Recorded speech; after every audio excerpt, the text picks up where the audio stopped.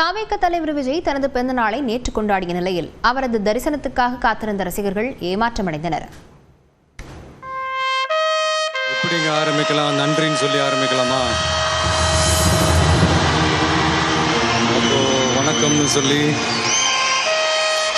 ரொம்ப பைசனா இது. சரி, ரைட்டு, புரிஞ்சு போச்சு. என் நெஞ்சில் குடி இருக்கும்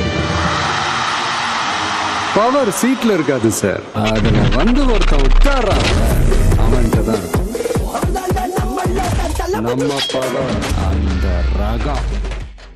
நடிகரும் தமிழக வெற்றி கழகத்தின் தலைவருமான விஜய் தனது 51வது பிறந்த நாளை நேற்று கொண்டாடினார்.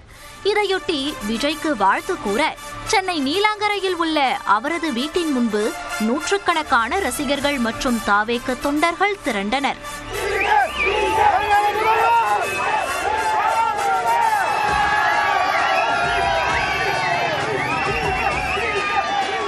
விஜய் எப்படியும் தங்களை சந்திப்பார் என ரசிகர்கள் நீண்ட நேரம் காத்திருந்தனர்.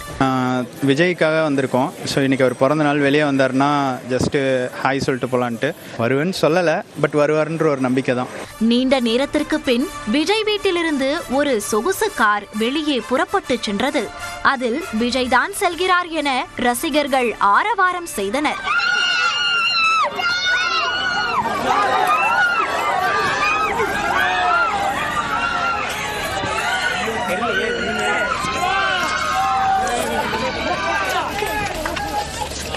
எனினும் கார் கண்ணாடி திறக்காததால் ரசிகர்கள் ஏமாற்றமடைந்தனர்.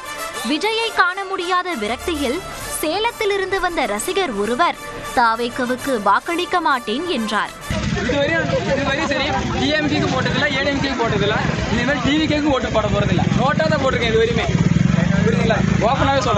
இதைத் தொடர்ந்து அவருடன் விஜய் ரசிகர்கள் சிலர் வாக்குவாதத்தில் ஈடுபட்டனர்.